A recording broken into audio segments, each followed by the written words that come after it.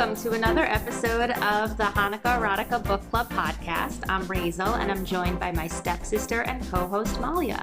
Hi, Mal. Hello. Good morning. Good morning. And here at Hanukkah Erotica Book Club, Malya and I review all things Jewish romance books, the occasional TV show, Jewish romance movies, Netflix series, you name it. Right. We do it all. We do it all. But if you're new here, one thing that we also do is we talk a lot about seltzer. And wow, is that making its way into the intro? I was just pivoting to start talking. Good. We do. It's true, though. I mean, you're right. And in the last episode, Malya was telling us about a kid's birthday party and a Yeti backpack filled with seltzer. Exactly. Not all heroes wear capes. And some wear cooler backpacks. And I wanted to know if you had any seltzer stories over the past 2 weeks, because I do have some things to share. Please, go for it.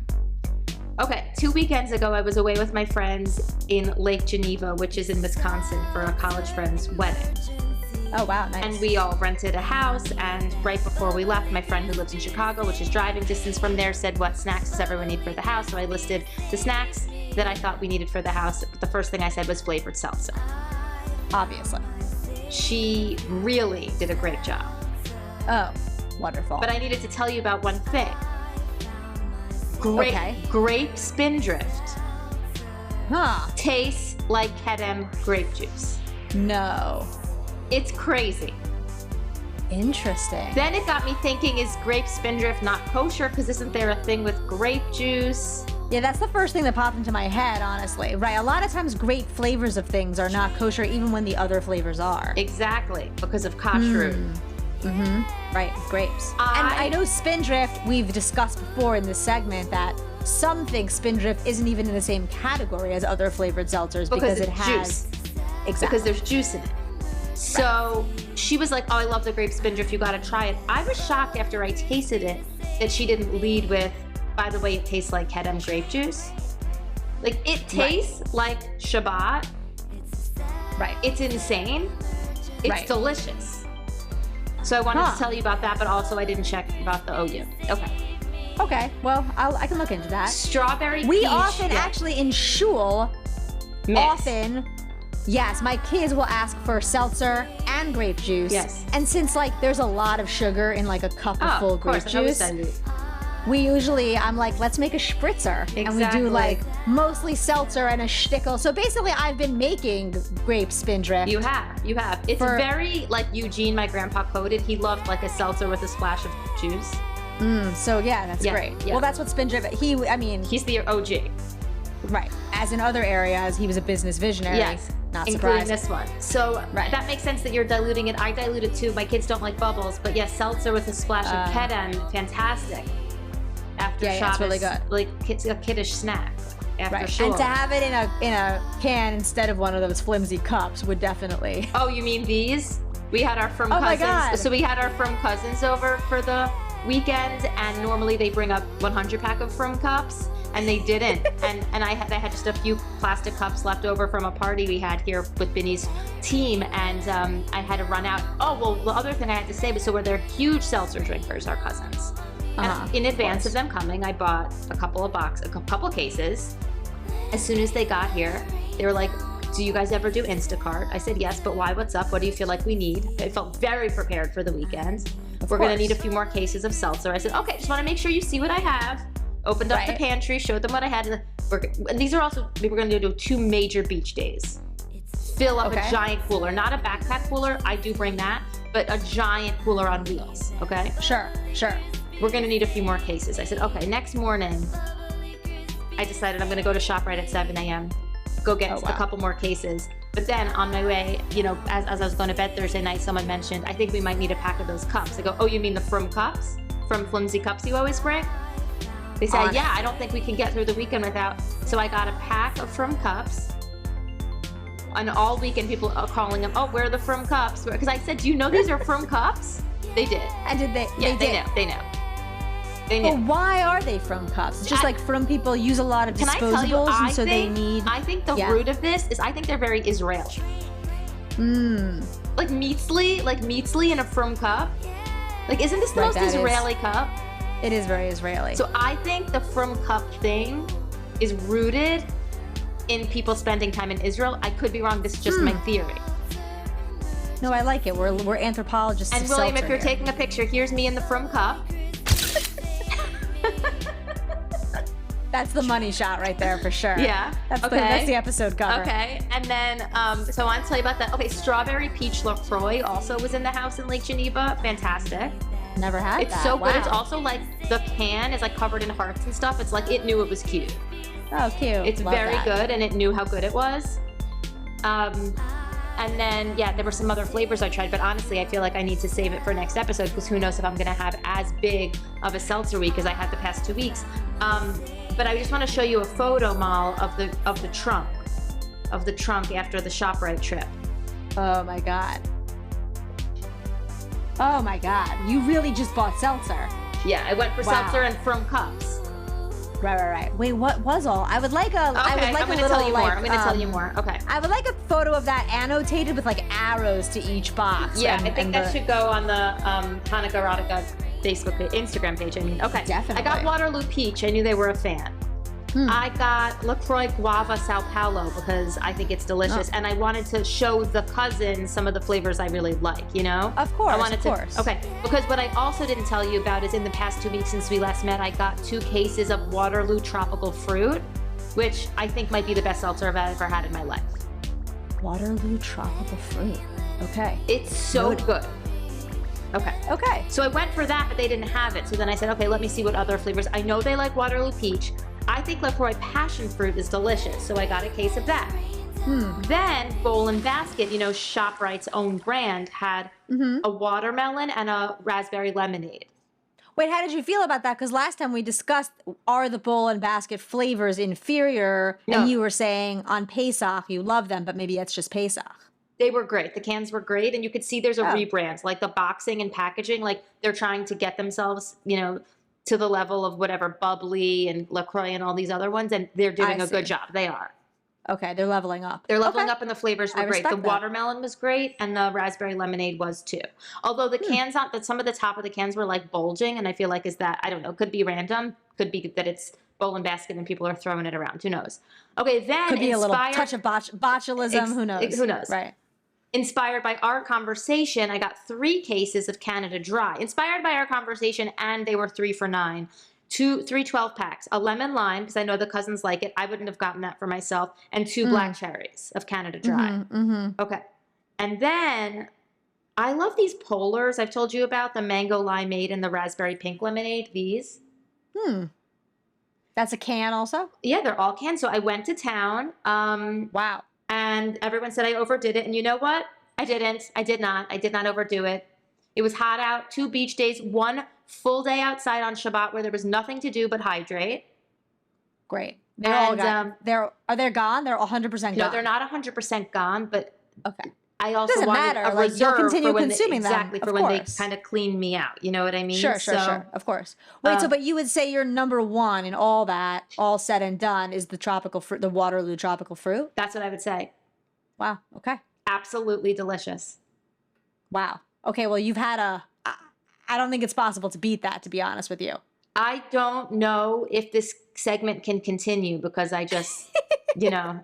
We've said it all. I may have. This is the final word on seltzer. Well, we're having, I feel like, so I don't know, I sense from you, we've never directly discussed this, but I just have sensed over segments past that you prefer a can to a bottle. Yes, okay. When all is said and done. I don't know if that's true or if you're evaluating that as we speak. Here we tend to buy a lot of bottles just because we're all sharing them and they're in the fridge and we're pulling them in and out. But we are having a little bit of a sort of a questioning of our seltzer identity because we discovered on Amazon that there are 2-liter seltzer bottles that you can order on Subscribe and Save that are much cheaper, that are significantly cheaper than the smaller 1-liter bottles.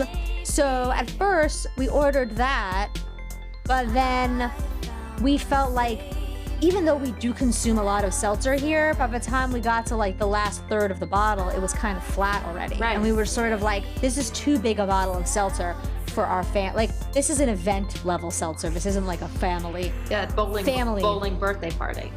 It's a bowling birthday party seltzer. It's not next to the like orange soda. Right. Okay. Which is probably going to be left over because for all the kids are going for the orange soda. Let's be honest, but at an orange soda at a bowling party. But the thing is, I don't find that there's a lot of flavor options in the giant bottles. Are you getting plain? Oh, right. No. That's plain. But also on the flavored note, we had been getting we like the citrus like family of flavors. Yes. Mm-hmm. So we had been getting the lime LaCroix, and then we found that lime has those Poland Spring bottles. Yes, those are small bottles, but they're kind of the equivalent of like 2 cans, I think probably. So we decided to order some of those zesty lime instead of the lime LaCroix. Can I ask you something about the lime LaCroix? Was it lime or key lime? I think it's just lime. Okay, because I had a key lime can at Vinny's Orthodontist last night, and that was quite good. I just wanted to interject. I like key lime. I don't think I knew that existed. Yeah, LaCroix it's just key regular lime. Huh. Mm-hmm. I'm pretty sure this is just lime. That's interesting that they have lime and key lime. They have orange and tangerine, and tangerine's one of the best flavors known to man. Of course. Just saying. Yeah, so I mean, we're venturing out. I think I might like the LaCroix better than the Poland Spring, to be honest with you. I don't know if it's just that it's fun to crack open something about cracking open a can every time you want to drink. It feels indulgent. It feels like a treat. It does. Whereas if you're pouring yourself something in a firm cup, it feels like, okay, this is a drink, but like opening a can feels celebratory. I completely agree. I was drinking a lot of the bottles, especially the Trader Joe's and Polar bottles. Polar bottles will get crazy with flavor. Sometimes I was drinking a lot of those. But then I was feeling like maybe recycling metal might be better than recycling plastic. And I don't know if that's true. That's why I initially started. And also, I bring a few to work each day. And I felt like bringing 2 or 3 cans to work versus a bottle, I don't know, it felt easier. Also, they fit in, we have a little seltzer, we have like a beverage fridge. They fit in there really nicely. Definitely drink more cans than bottles. But I can see why those giant party-sized bottles you're not going to get through it. You're not going to get through it and enjoy it in the same way. They won't be as crispy. You like crisp bubbles. I cannot believe we've been talking about seltzer for almost 13 minutes. I'm looking at the time. And just so you know, William is sending me notes that he likes the LaCroix flavor better than the zesty lime Poland Spring, but reminding me that the LaCroix is 4 cents per ounce, whereas the Poland Spring is 2 cents per ounce. Come on. We did the math. You did the math. You know, I don't know. There's big decisions to be made here. I have more material actually to discuss in 2 weeks. I just realized I am saving. Okay, good. I have something else too, but I could save it. I mean, what is it? I want to hear. It's becoming a podcast about seltzer, which I would listen to be honest. Me too. And also, by the way, I told you I had to tell you something, but I was going to save it for the pod. The thing that I wanted to tell you is that I have no idea what happened in the book, so I think it's actually really good that we're spending so much time on seltzer because I think our listeners might enjoy it. Okay, good.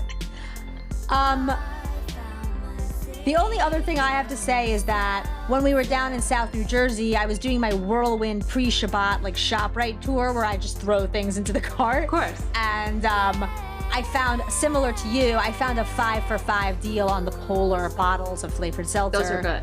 So that was exciting. Especially those flavors are quite good. The flavors are good. You recommended to me, and I bought on your recommendation, the cherry vanilla, which I liked. I think William's more of a citrus fan, so I think he was less into that one. Vanilla's very good.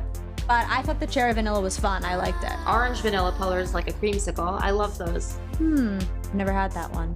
Polar. But I really like the ruby red grapefruit. Like I've said before, grapefruit is a top. I always like a grapefruit flavor of anything. So delicious. the ruby red grapefruit Polar is very good. And Pamplemousse LaCroix, quite good. Also the grapefruit Spindrift, even though we know it's on the cusp of being a seltzer. Oh God, so much to discuss. Listen, it's primes. I mean, it's summer. If there was ever a time for flavored seltzer, this is it. I mean, this is it. Yeah. Okay. I think some of our listeners bought Iron Dome coffee with code Hanukkah Erotica. Amazing. Yeah, so psyched about that. Great. Thank you. Yeah. Okay. Exciting. And we had an anonymous comment come in. Okay. regarding the convention conference academic work conference romance. Oh, and? Which is that a listener of the podcast had one of them. No. Yeah. And anything I tell you must remain anonymous. Obviously. But it involved, it was across multiple years because the conference repeats itself. Oh, it was always at the same conference? Started with, year 1, lots of flirting. Right.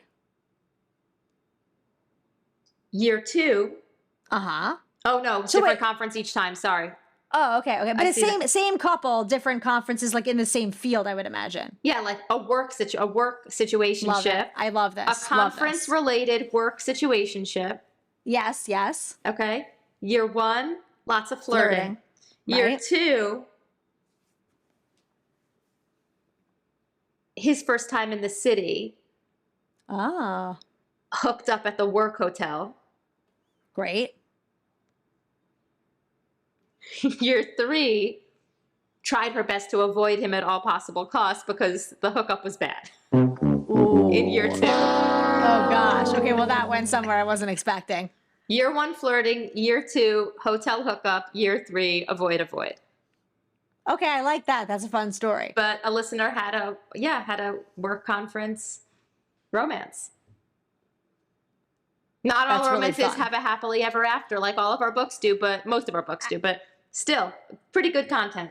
No, I like that. It's fun. It's sexy, and the good thing is like it has it all because it's like a little illicit. It has a lot of anticipation in between conferences. Mm-hmm. There's a lot there. Mm-hmm. Okay. I know. Okay, I had to tell you about that. Anything else to catch up on before we dive into the book I don't understand? I think I'm ready for the book. I'm really relying on you here, like more than ever, which is why I was going to maybe tell you in advance, like how much I'm relying on you here. But okay, I guess this is what I want to say. This is what I want to say before I reveal that I understand nothing that happened in this book. Is that we read "When the Angels Left the Old Country" by Sacha Lamb.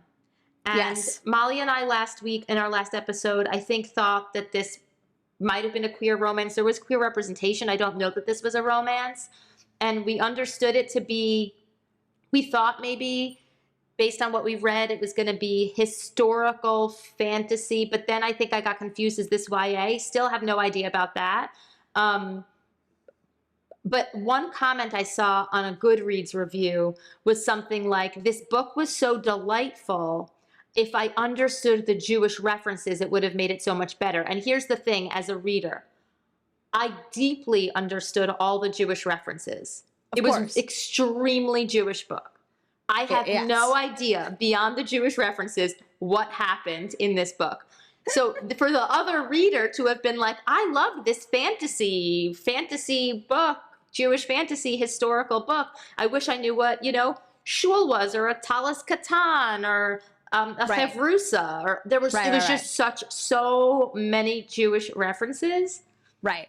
That would have enhanced their reading. What would have enhanced the reading for me is if I understood literally anything. I think I'm not a fantasy reader. That's my preamble to this conversation. I hope that was a good setup. Yeah, no, that was a good setup. I feel a little bit responsible for this because I think that, so what happened is not to retrod stuff we've already discussed, but I went to visit that bookstore in Boston, in Cambridge, Love Struck Books, and I was looking for like a Jewish romance table or area or stand, and I texted you a photo of like a wall with different books, and it was all like, it was a Gene Meltzer book, it was the X-Talk, it was all our people, it was all Jewish books, and this book was one of them, and on the cover of When the Angels Left the Old Country, it was like two what looked like young boys in profile, one taller than the other, kind of like looking at each other in sort of I thought like a romantic kind of posture, like looking like maybe they were about to kiss or something, and they had payas, and it looked kind of, alluring. And so it's a great cover. It's a great cover, and I was like, oh, this is in this display. It must also be a Jewish queer romance of some kind. Let's try it out. But I think that was it is very Jewish, and that's why it was in that in that spread. But I don't think it was a romance at all. And I think that maybe the bookstore also was deceived and thought it was, because there is queer representation, but that doesn't necessarily mean that there's romance happening. I mean, maybe there was one thing happening with, I don't really know, Rose maybe, but Esty, not Esty. Yes. Okay. And then I started to think to myself, even though I do think as much as possible we should explain this book to our listeners, but yeah, sure. But like, then I was thinking about my own interests and genres and everything I read, and it's like I think this has maybe come up in the past couple of years that we've been doing this, but it's like fantasy is different than dystopia. Sure. And I think that I really like dystopian novels, but I can't think now of any fantasy books that I've. Well, I mean, I guess there's like this like romantasy genre of like the Iron Flame books, Onyx Storm. Yeah, this is huge. I mean, romantasy is like, this seems like the biggest genre in romance. But like even the romantasy books, maybe they're not dystopian. Maybe they're just straight. I have read them. I've read them is my point. And do you like them? I guess like maybe I don't really like them as much as I want to. Right. It's like there's so many dragons. I don't know. There's just so much stuff. Like, do you like those TV shows like Game of Thrones? I do. Like things like that? Those are fantasy. Right. But I tried to read it. I couldn't. Did you read Game of Thrones? I tried to, but there's what is happening? No, it's too dense. I'm not that committed to any of it. I like it as like a fun show that I can watch and then forget. I'm not gonna like immerse myself in that world. Same. There's a lot of, they call it world building. That's like the phrase they use. Yes. Like, and I think people like that. I think we've talked about this. We like when there's like a reference to like Amsterdam and biking where it looks pretty. I don't think we like. But I don't need world building beyond that. I like world building in dystopian books. I like that a lot. Like, I like to know how we got here, all the different little weird, quirky things, why they're wearing those crazy things, why the brother's not talking to the sister because they're in two different factions. I don't know. I like all that in dystopian books. The fantasy, maybe it's like, I can't get it up for the dragons. I don't know. This was different. This was an angel and a demon. Yes. So I was also thinking as I listened to this on audiobook, which was pretty good, by the way. The guy who read it was good, except that then like he mispronounced, like he said chai instead of chai. There was some of that. So, but there was a lot of good pronunciation. I read it and listened. Chevrusa. Yeah. How do you pronounce Melamed? Remember we read about that in another book, and that was the first time I heard the word, but then it was in this one. Yeah, you did it. I think you said it right. I think he said it right too then. Yeah, he mostly was good, and I liked his voice. I liked the reading, but I was thinking about this, like, what genre is this? Because it's not quite fantasy in the sense that, like, it's not set in another world or, like, set in a world where, like, it's mostly set in the real world. It's just that these main characters are kind of like these beings that aren't human. That's the fantasy, the angel and the demon aspect. But the world is real. That's true. Right. I wonder if it's like, is this magical realism? No, I don't think that is. It's really, what it's called here is historical fantasy. Historical fantasy. Based, and by the way, if you remember, all the historicals that we've read also have been hard for me. Right. So this was both. Right, it's true. It's two strikes. Remember Felicia Grossman's books? I was like, I'm getting texts from my sister-in-law like, did you read this? I'm like, I read it 3 times. Those were dense. There was a lot of plot in those. I don't know. I think the thing with these books is like, there's something kind of quirky and whimsical about the way that the angels and demons are described. Like that, I don't know what other book to compare it to, but it's like, it's almost like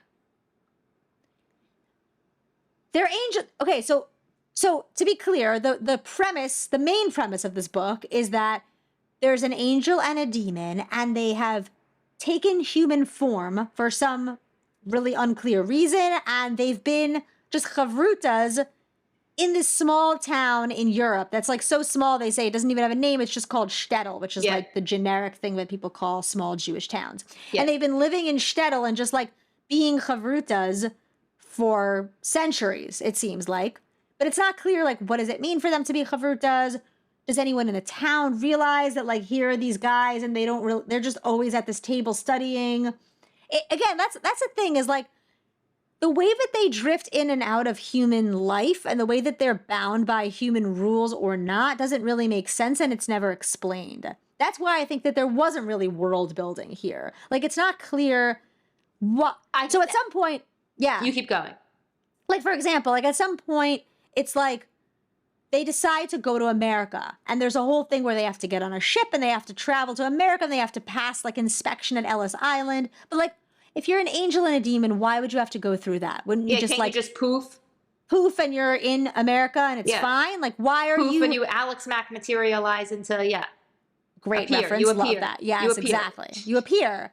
Why are you sort of like arbitrarily bound by like some human, but also then they don't eat, they don't sleep, they just pretend to, so they seem like humans. But like, why? Like, none of the overarching, it doesn't make sense. It's just, you're supposed to just sort of accept it, I think. Right. And that's why actually I would rather world building to understand. Like, I'm more interested in how this is happening and what's happening. I want to know that part of it. Right. I guess that's why it's called a fable by something we read, the description, because it feels sort of like in a fable, you're given very limited information. You're not, like, the context is not described in a fable. You're just sort of supposed to accept what happens for what it is. And that's kind of what this is. Right. There is a book called Good Omens. I don't know anything about it, that in every review of this book is like, readers of Good Omens would like readers of Good Omens. So I don't know. Interesting. What that's characterized as. Yeah. But, or maybe it's a show, Good Omens. I don't know. Fans of Good Omens would like this book, they say. Okay, I understand that. And I also understand why it's kind of, by not explaining it, maybe it is part of why I was confused. Like, why are the angel and demon getting on the boat and going to Ellis Island? And yeah. Right. There's very little why. It's almost like, that's why it's almost sort of whimsical. These like big things are sort of undertaken it seems like everything's kind of done on a whim. Like they're just sort of like, this butcher's daughter is in America from our town. We should go to America. But like, why? They needed to help the butcher's daughter, Essie. They needed to find her, I think. She didn't, her father was like talking in the shul about how he didn't know if she had gotten there safely. He hadn't heard from her. Right. So they had to go find her. But like, why? I don't know. Like, surely many people had been in all kinds of trouble over the hundreds of years that they had been learning there. Why did they suddenly decide to like abandon their post and go to America to find this girl? Like, none of that was explained. That's the thing, is like, the motivation was never fully explained. It was just sort of like all action almost. It was, yes, so much go, go, go, go. It was happening. What's happening? I don't know what's happening. Who's Rose? Uriel? Ashmedai? What's happening? There's so much davening. There's so much from stuff happening. But they're davening Shacharis. They're davening Mincha. He has to get his talus case. What's happening? Right. That's what I'm saying. There was a lot of action and like not a lot of narration or description of the motivations or like what we're supposed to be understanding from any of this. But the thing is, rules, like the rules that govern anything. But the readers of this book, or readers of books, people who like books like this, loved this book based on all the reviews I'm reading. And I'm just wondering like what your reading experience was. For me, it's very obvious. My reading experience during reading all of this, I was like, this book is one of the most Jewish books we've ever read. And also, I do not understand what's happening. I'm not following this. And then I'm going, wait, is this YA? Do young adults like, is this a high school age kid? They like this? They're understanding this in a different way than me? Is that what's happening? I don't think so. I wonder, like, I could see this book being like assigned in like a Hebrew high school program. You know what I mean? Because it's sort of like, you learn a lot about Jewish stuff because the whole context is so Jewish. And it's the kind of thing I feel like would be good to discuss in like a high school English class. Like, what was the symbolism of the fact that the angel, I don't know, what was the symbolism of like the Rebbe appearing to the angel and I don't know, telling him his life story. There were a lot of things that you could interpret. I feel like that high school character that you were mocking that felt horrifyingly familiar to me, of like somebody describing that a poet can talk in someone else's voice, like would love this book. Right. I think I'm not smart enough for it, and that's what the issue is. And that's not what I was saying, just to be clear.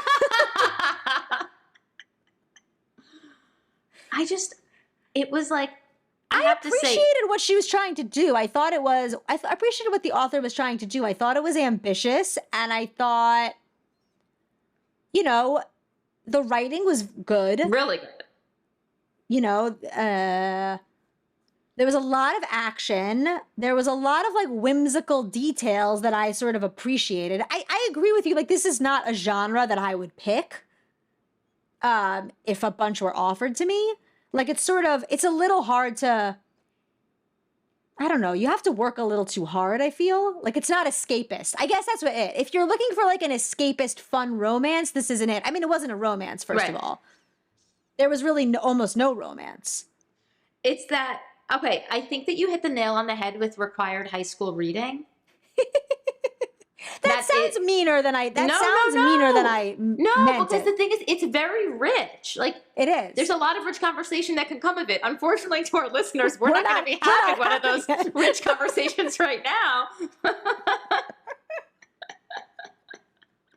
Someone else could have a rich conversation. Very rich. Because I just want to explain, like, the level of how many Jewish references in terms of Jewish practice, Jewish tradition, halacha, that part of Judaism, just like practice and ritual, okay? Yes. And also the historical context of leaving a shtetl to come to the Lower East Side, okay? Yes. So it's both things are very powerful and very prominent in this book. And so you could potentially learn a tremendous amount, which is what I understand for a reader who doesn't understand all the Jewish references to say, wow, I would have gotten even more out of this book if I understood the Jewish references. For me, I would have gotten more out of this book if I had an appreciation for whimsy. Right. Yeah, I mean, there is a lot of Jewish world building, I guess. I mean, in that sense, like I've never read a book that's so detailed in Ellis Island. Right. Like a lot of the book takes place with them, like waiting online, being seen by the officials, examined by the doctor. Then like some of them have to wait. Some of them are put on a boat back to New York right away. Like, I've actually never read anything that describes the Ellis Island experience in so much detail in a novel. That was really unique. I agree. And I learned a lot. But then also like there was so like there was a part of the book was that, I mean, I don't think it makes sense to recap the plot of the book because there's so much plot, and I don't know how much really sense it made. I mean, so a part of the book is, so they decide to leave the shtetl. First of all, I was kind of waiting for some kind of romance to happen between the angel and the demon. Were you? Yeah, I thought that was maybe about to happen, but it didn't. No, it never did. And there was some, like, I don't know, like they would hold hands. They were best friends, basically. I don't think in the end that there was supposed to be an implication that there was more of that. I agree with you.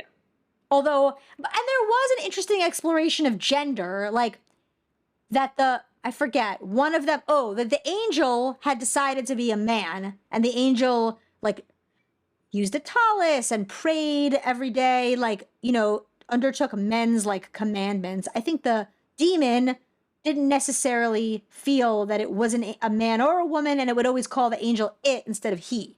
So I think that there was some exploration of, like, gender as a construct and taking it on and things like that was sort of interesting. Yes, agree with that. But again, not in a sexual way, but in a gender identity way. Yes, exactly. So and also interesting as it relates to Judaism. Exactly. And then, so that was interesting and sort of in our wheelhouse. But then, so then at one point, so when they get on it, so they decide they're going to go, then they kill like this corrupt guy who's like again, I don't know if I should recap the plot. They're trying to get to America. They're trying to discover what happened to the butcher's daughter who's left for America, and then no one hears from her. They come upon the guy who like sold her paperwork. They find out that he's like corrupt and he's overcharging. He's basically overcharging people for their tickets to America and then is like extorting them for more money. And that he's like and somehow he killed and he has also been killing a bunch of people. The angels can like see around people. They can like see their sins in the air, and so they can see that this guy is bad. And then they wind up killing him, right? Sounds right. Anyway, I'm not going to recap the whole thing, but basically one of the other people who this guy had killed, who's like a Rebbe, the Belzer Rebbe, then like wants to attack. He wants to get to America to get to his daughter so she can say Kaddish for him, because that will like release his spirit in some way. but he needs to like attach himself to someone to make the journey across to America. And so he asks the demon, the ghost of this rabbi asks the demon asks the angel if the ghost can attach itself to the angel to be able to make it to America. The angel, of course, agrees because it's an angel, but then he's like, he's going to attach himself to me as an ibur, a traveling spirit. And I'm like, and everyone seems to accept that. Like, oh yes, an ibur, a traveling spirit. Meanwhile, I never heard of an ibur or a traveling spirit. I didn't know if that was a Jewish thing. Did you look it up? No, I didn't. But like, that's the kind of book it is where everyone just sort of accepts these kind of fantastical things, but then sort of seems to question certain other things. It's not clear. Like, also the demon has chicken feet and no one seems to really notice that. Yeah, the chicken feet. I know. Yeah. But like everyone around him, like he's going out, he's on a ship to America in like very close quarters. No one seems to be like, oh, hey, like this guy has chicken feet. That's weird. No one. Right. So it's very arbitrary sort of what's normal and what isn't in this world and what people recognize and what they don't, which again adds to this whimsical vibe. Yeah. Which, I mean, if you like it, you like it. Right. Now, this has come up in the past where the book will be very just filled with Jewish references. Yes. So rich in Jewish references or Orthodox Jewish references, rituals, Torah, all sorts of things, and define no terms, and then use a random term that's like an English translation in a way that I don't understand. Can I give you an example? Please. This is an example of how many Jewish references are woven into just a few sentences without it being defined, which is fine. The angel, unhindered by the pace of the congregation, had already reached its Amida halfway through the service, while the rest were only starting on the Kaddish that marked the beginning. This would cause no trouble, however, because the Amida of angels is in their homeland, ceaseless and endless, and even in exile, could last them a long time.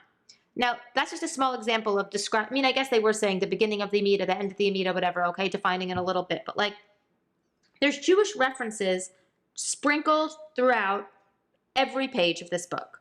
Yes. Every page. Right. Why then, when he's getting, what is the Hebrew word for a tractate? Like, tractate's not an English word. Remember when I was saying, like, the word for... It's a masechet or exactly, masechta? Yeah. Exactly. That's the word I'm looking for. Yeah. Why, if throughout the entire book, Hebrew, Yiddish, Aramaic, because also it said, like, the angels and the demons really are only able to learn Yiddish or Hebrew, but this one angel taught himself Aramaic, but was never able to teach himself English or whatever it is, went above and beyond the angel or demon skill set of really only knowing one language and now is able to learn Aramaic. Okay, Hebrew, Yiddish, Aramaic, every page, every page, every page, every page. But he's grabbing up Masech, whatever, a book of the Talmud, and they say tractate. It like takes me out of it. It's like phylacteries. That's a good point. I totally missed that, but you're right. Right. Why say tractate? Or study hall. Like, if they're learning in the base, where are they learning in? Medrash, base medrash. In the base medrash, everything else they say sounds like they would say that. Right. I wonder if someone like this has a reader who isn't familiar with Judaism go through it to see like what is too much that they don't literally understand the plot and that those things, and so they need to sprinkle in. I wonder if it's conscious or not. Me too, because you could write like the study hall, comma, base medrash, or base medrash, comma, the study hall, and then stop saying study hall. Like everyone knows how to do that. A lot of these books do that. Like kind of define it, move on, or there's a glossary in the back or whatever it is, but it's like, those weird words, those weird English words for Hebrew things that we actually don't use, like phylacteries or prayer shawl or skullcap or tractate. Yes. Really take me out of it, and I find them very alarming. No, I hear you. Yeah, I mean, if you're going to, and also, like you're saying, if you're going to go this far, just go with it. Exactly. The way in which it was so filled with all these Hamish references, for lack of a better word, felt very cozy to me. And I really enjoyed that. Yes. The names, everything they're doing, all of it. I really, really liked that aspect. I liked the parts in Shtetl. I liked the transition to the Lower East Side, all the Ellis Island, everything we discussed. Like I really, that I think felt really nice. And there is a extremely little detailed. Extremely detailed. I've also never read a book, I don't think, that gives that much detail about a voyage to America. Like, I think usually those things are they're alluded to, but I've never read a book where a significant part of the book happens on the ship and in Ellis Island, like on the journey itself to America. I liked that. Right.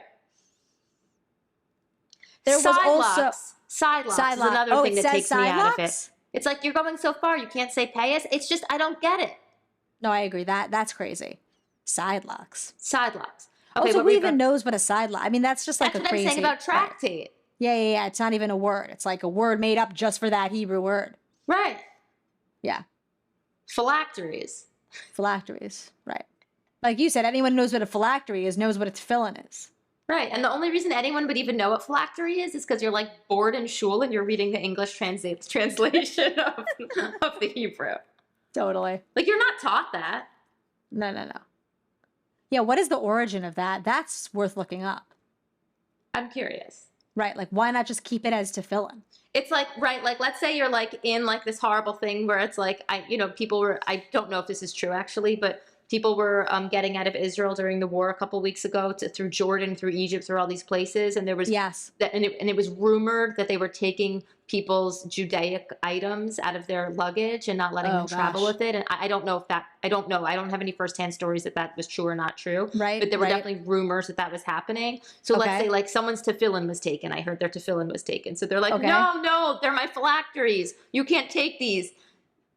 Phylacteries. Your phylacteries. Thank you for clarifying. Okay, yes. Thank you. I'm the security person at the airport in Amman. Yeah. Thank you for telling me. I work here in Cairo. Phylacteries. Got it. Got it. Yes. Now it's clear. I don't understand. It's funny. No, my skull cap. I need that. That's my skull cap. Right. It's just bizarre.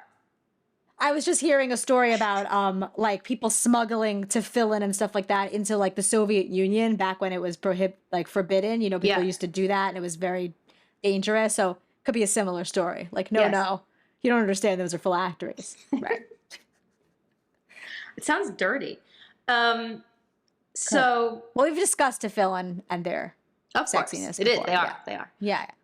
Okay, but then there's like this. I don't know if it's worth getting into the storyline of like Essie, Rose, all these other characters, but a lot happens in this book. And there is a little bit of lesbian for sure. romance. Yes. So that does happen. Yes. That I would say is the queer representation, but we were expecting the queer representation to be between Uriel and Ashmedai, the angel and the demon, but it was in fact between these other characters. Yes. And even when we meet, it took me a little while to understand this, but when we meet, so Rose is like a girl who's on the ship who the angel and demon meet, and she is already, like, she's kind of left Europe sad because I think the illusion is that she had a romance with another girl back in her shtetl who then got married to a man, ostensibly. And she's, like, heartbroken over this and leaves. Right. It took me a little while to grasp that, but then I did. Yes. So that's where we're introduced to this other character who, has that story. Yeah. Anyway, they get to New York. Lots happens. Right. I mean, a lot happens. I already felt silly summarizing the tiny bit that I did summarize. So we're not gonna keep going. Well, I don't know. I mean, unless you want to, or if there's specific parts that you want to highlight. I feel like we I also can't find. I'm trying to look up Ebor, Traveling Spirit, and I can't find but I any think there might reference be to like it. a game called Traveling Spirit. So now I'm getting a lot of like internet nerds on a game. Oh, no, you don't want that. Oh, but this is reminding me of another thing we talk about, which is that our friend Daniella, friend of the pod and famous for being the composer of Seltzer Emergency, sent me a festival like that she's going to in New Hampshire. I don't know if she was trying to invite me to it, but Forest Village, a gathering for the rights of women. And it was like, the description is just like rife with those terms that we've talked about that are like Ibur travel. Like, it's a gathering to reweave the threads of earth-based, soul-centric culture. Okay, keep going. And I just wrote to her, like, I was like, oh, are you going to this? She was like, yes. And I was like, what does reweaving the threads of earth-based, soul-centric culture entail? What Like, did she say? What will be done to do that? She didn't respond. Oh my God. Okay, here's the thing. Like, I'm in a place right now. It's like, I actually think it might be a dark place where like previously like woo-woo things that I was enticed by that maybe I was compelled or interested in, I'm not. And to the point where it's like recently a neighbor invited the girls in the neighborhood to go out for dinner. It's like, does anyone want to organize a neighborhood girls dinner? I said yes. A lot of people said yes. We got a date on the calendar. Few days before the neighborhood girls dinner, she writes to the group like, hey, trying to figure out ways to be together on Wednesday for our date. I was thinking of 1, we all meet in my backyard with an energy healer, have a silent meditation, we all get energy readings and have sushi in my backyard. 2, check out this new Italian restaurant in town. 3, any other ideas? Wow. Okay. Here's the thing. If I'm invited to go to someone's backyard and go to an energy healer, like, I will go. I'm not going to say no. If I'm free, I'll say, sure, I'll go. Yeah. But if I'm invited to go out for dinner. And you're like, and then it's like, actually, it feels like a bait and switch. So I was like, either I wait this out and it's going to just end up being what it is, or I'm going to respond to the group pretty quickly. Right. And which was it? I responded pretty fast. To say, like, my vote's for trying, I wanted to check, something like my vote is to check out that new restaurant. But also, like, in my head, I was like, I don't need an energy healer to tell me mine's broken. Like, that's how I'm feeling right publicly in front of my friends. Like, it reminds me of a Shabbat we once had in your apartment where there was like some kind of readings happening. And the thing is, like people felt like very exposed, and also like it was very intense. And that was close to 20 years ago. Could have literally been 20 years ago. Could have been 20 years ago. I think it might have been 19 or 20 years ago. Okay. Yeah, up there. Okay. And the thing is, like, and then people were like, sounds good, but also we should still do the energy healing thing. Like, people are interested in the energy healing thing. And well, because it sounds like she was putting that forward as something that was, I don't know, that's a lot to organize an energy healing in your backyard. Like, it seemed like something she was putting forth as something she wanted to do. For sure. Then I felt bad being the naysayer. I really don't like to be, but also, I wanted to go out for dinner and not silently meditate, because also the other thing I've been thinking about lately is like introverts versus extroverts. And you know how, I don't know if you see, like, there's always like a lot of videos about introverts and, yeah, sure. I see people like prepping themselves in their car for making small talk. I don't need prep for small talk. I am an extrovert and I enjoy catching up with people, and I don't really get to that often because I'm a parent with kids and I need to tuck them in and be home, and like all of us, right? Sure. So the idea of finally having an opportunity to hang, and I'm in a silent meditation when all I want to do is talk. Yeah, totally. I just want to catch up. I want to shoot the shit. I don't want to be silently meditating next to my friends. I'm finally next to my friends without my kids around. I want to be like telling them everything, hearing everything, talking. Yeah. Unless I'm prepared, I am going to this silent meditation thing. Totally. I'm going to weave the... reweave, yeah. If I'm prepared for that, right? Does that make sense? Totally. I kind of feel the same way. Like, I was sort of like, I mean, for me, I'm also just like, I'm sure you feel the same way. It's like anytime you schedule a night out or time away, it's like you're asking Mitch or somebody else to take care of your responsibilities for the evening, which are significant. And it's fine. He could do it. They could do it. Everyone's capable.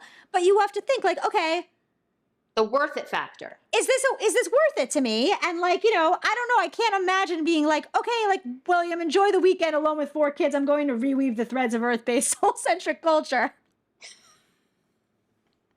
That's how I feel right now. If she was maybe like, I'm not what in a that dark... means. Yes. Or maybe I just don't understand the language, I think. And it's like to her or to other people, maybe it's like, oh yeah, this means we'll be doing X, Y, and Z. And I'd be like, oh, that sounds great. And I would be like, oh, I would want to go for the weekend, like camping in a beautiful setting with 3 friends where we're having good food and doing hikes, nature hikes. Like that to me sounds fun. And I could imagine that being worth it. I just don't understand what the words mean. Right. Right. To Which me, I think maybe, but also I think that language might send kind of some red flags. Does anyone know what those words mean is the real question. Right. The Jewish is yes. Right. And then I guess like the cynical part of me is like, is this all just marketing to get you to spend a bunch of money on basically like being able to pitch your tent somewhere random? Mm-hmm. And yes. But you paid $500 for it because you were reweaving culture. Mm-hmm. Mm-hmm. So that's more, then I just feel on the alert for that. Yes. Of course. But I totally hear you about not wanting to go to a silent meditation when you finally have the opportunity to hang with friends uninterrupted. And then I'm like, if I was really smiley, could I trick the energy healer? Probably. Well, I don't know. I don't know. If I wore like a tiered like free people dress and like left my hair wavy and wore no makeup, could I trick the energy healer? Oh, absolutely. If I showed up in a flower crown, oh my God, wait, Mal, making flower crowns was part of the event. Oh. It was like eat sushi, make flower crowns. I was like, I just want to go out for dinner and eat delicious pasta. Oh my God. And then my other friend wrote back, pasta is healing for me. And I was like, thank you. Like, I thought that was like really that's affirming. Good. That's good. Absolutely. I just think that's a lot to offer when really when the initial offer was like, let's all go to a restaurant. Exactly. That's the thing. Both offerings are things I would say yes to. But when the initial thing was going out for dinner, and then there was a silent meditation, energy reading, flower crown, and sushi in the backyard, I was like, wait. I got to pump the brakes on this, and I need to try this pasta. Wait, so did you do it? Did you try the pasta? Yeah, we went out for dinner. It was great. Great meal. So nice. It was really good food and good conversation with lots of friends. I had a great time. Right. And I guess it's what you had envisioned. Like, it's what you were excited for, I think is the point. Yes.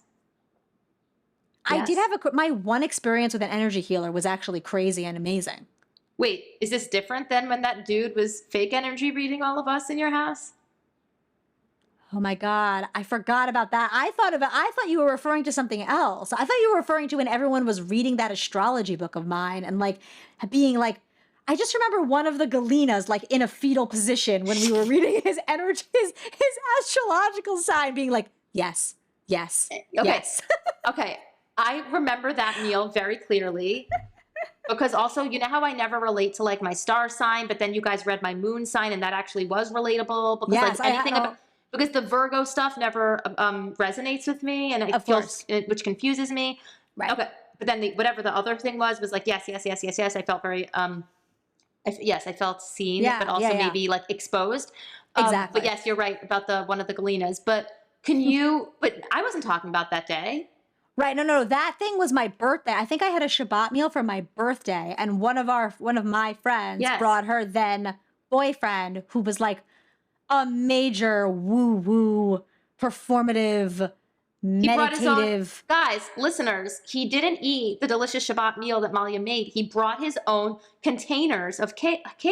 Yeah, that he didn't share. Right. It wasn't like he just brought for kale him. for the table. Like if you feel like if you're going to a meal and you're worried, you want to make sure that there's food that you're going to eat there. You make a big kale salad if you want to eat kale, and then everyone gets to eat the kale and you get to eat the kale. You don't bring your own kale in a container. I know this is a 20-year-old situation, and I should have really done some teshuva, but I'm still worked up. I appreciate that it's still present for you. I remember more now that you brought it up. I remember more what you were saying, which is that he decided, like, unasked, unrequested, to stage like a lengthy meditative thing in quote honor of my birthday that involved like us all sitting in silence, then like putting me in the middle and everyone sending me energy. And I was just like, did I ask for this? Because I'm pretty sure I just wanted like you were saying, like a fun meal gabbing with my friends and eating Shabbos Let me food. shoot the shit with my besties. Right. I don't need your energy. Like, I mean, you know, whatever. But you did a great job, though. You did a great job seeming appreciative. Oh, did I? I was acting. My memory is that really you were like down and great. What was I gonna do? I mean, but that was he did not read the room. That guy. Hostage situation, actually. Bit of a hostage situation. Yeah. Yeah, that was unfortunate. No, I don't want to obviously take away from the actual hostages right now. I just want a disclaimer, but it was definitely, we were trapped in Malya's apartment with a energy healer, a performative energy healer who was super dark, by the way. And he was dark. I know. I was a little bit like, I don't think I want your energy being sent through me for my birthday. I don't know if this is, again, no one asked for this. No one asked for this. Right. You were invited to a meal. Yeah. Which you didn't participate in actually because you brought your own. Correct. Yeah. Already. I was with you guys a different time where someone brought their own food, by the way. William's bodybuilding friend. Oh, yeah, to our wedding. Yeah, he brought his own food. Container after container after container. He probably had a cooler backpack like mine and like the Yeti guys. But he must have. Filled with, steamed chicken, tons of broccoli. Yeah. That was all it was. And then he was like walking around the meal being like, asking me like, did you have that pie? Did you have that cake? That looks good. Did you have that? Did you have that? Yeah, real disorder. I was like, maybe you should have it. It sounds like you want that. I had it. It was good. I think you should have it. But yeah, he was training. He was like for a competition. He was Mr. Israel. Yeah. Are they still friends? Oh, yeah. How's his physique these days? Oh, he's on Instagram. He's, pumping iron. You can see him. Eric Effie. Wow. If anyone wants to follow him, I'm still sure he'd be happy his own for the follow. Places. I'm sure he's still bringing his own food places. He's really, he must be, he's 20 years older. He's 15 years older than he was. But he's jacked.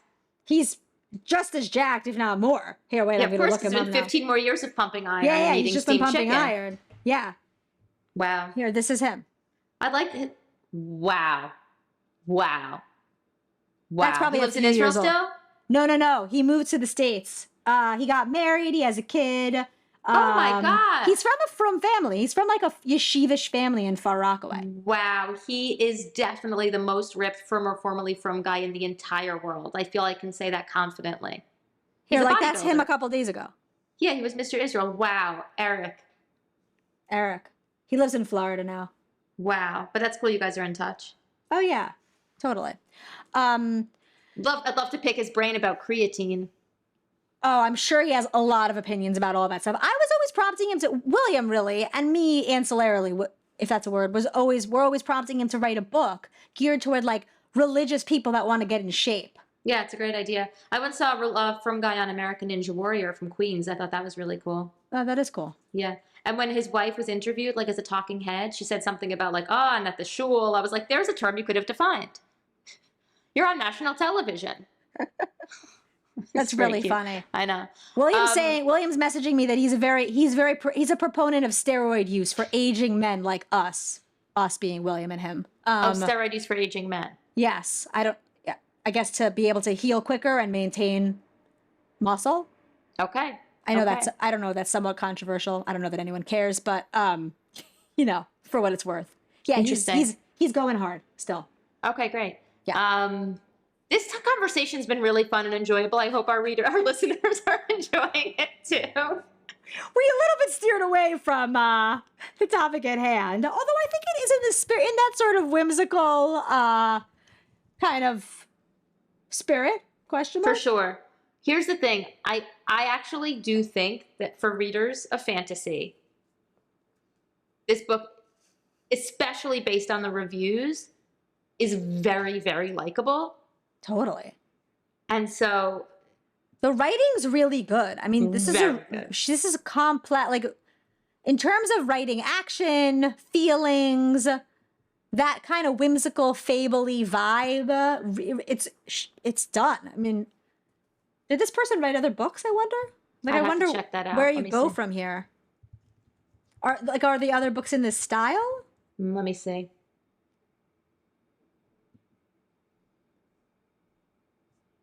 Oh. The Forbidden Book. I see that too.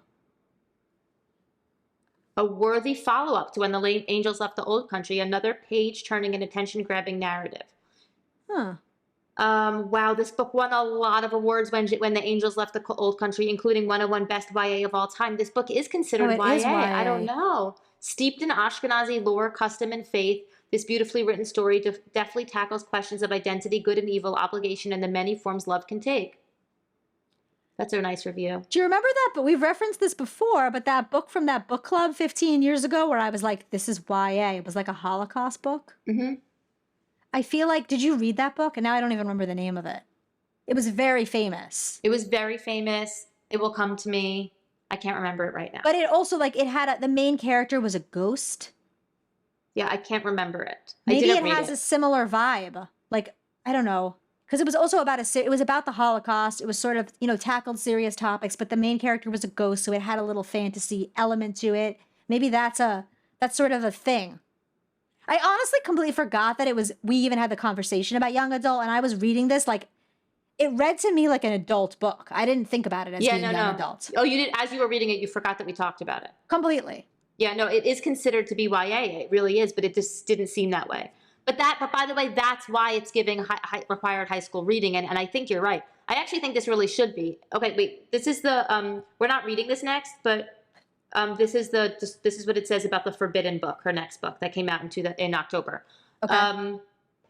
On the night before her wedding, 17-year-old Sorrel leaps from a window and runs away from her life. To keep from being discovered, she takes on the male identity of Isser Jacobs. But it soon becomes clear that there's a real Isser Jacobs, and people want him dead. Her mistaken identity takes Sorrel into the dark underworld of her small city in the Pale of Settlement, where smugglers, forgers, and wicked angels fight for control of the Jewish community. In order to make it out, Sorrel must discover who Isser Jacobs really is and who she wants to be.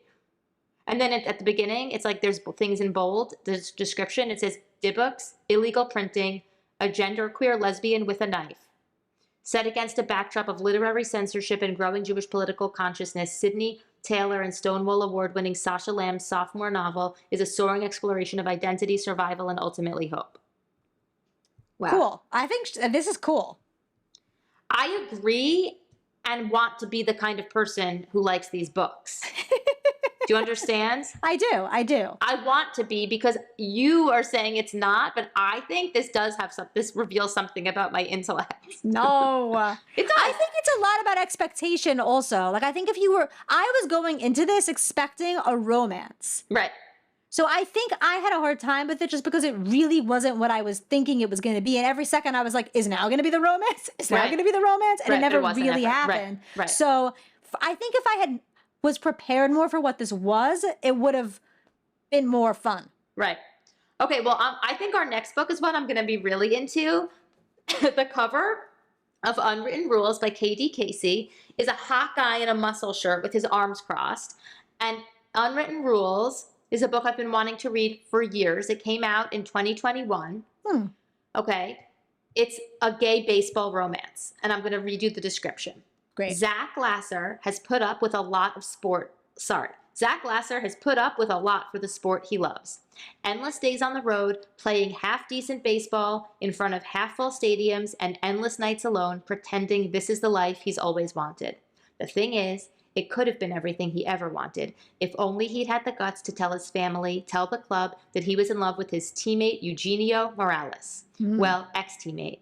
Now, when Zach couldn't come out, Eugenio made the devastating choice to move on, demanding a trade away from Oakland, away from Zach. 3 years and countless regrets later, Zach still can't get Eugenio out of his head or his heart. And when they both get selected to play in the league's All-Star Classic, those feelings and that chemistry come roaring back.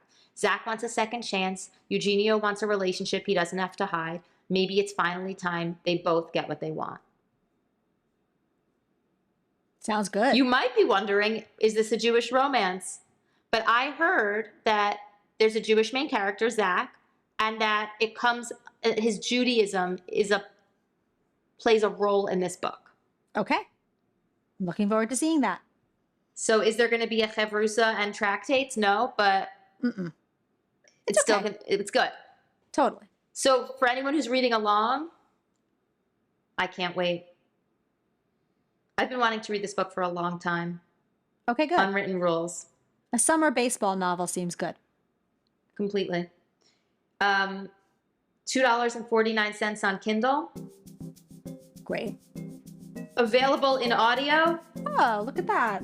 And possibly available on Libby. Amazing. A lot of options. Yeah, a lot of options. anything else to catch up on before I tell everyone who this podcast is brought to you by? I think we've said it all. Okay, this podcast is produced by William Levin and brought to you by Newest Traditions and Hanukkah Pong. If you want to buy your menorah-shaped beer pong game, it's available on newesttraditions.com, and you can get 20% off with promo code Hanukkah Erotica, HANUKKAHEROTICA. I don't know if Iron Dome is doing this episode, so check out Iron Dome Coffee. Promo code last month was Hanukkah Erotica, HANUKKAHEROTICA for 20% off. But I don't know if it was more than one-time episode. We didn't talk again. Okay. Well, I sent him the episode, by the way. He said thank you so much, and I said let me know how it does, but we didn't make any plans. Oh, it is available on Kindle. On Libby. On Libby. Oh, great. Yes. Amazing. On Libby. Great. Okay, bye, Mal. Bye.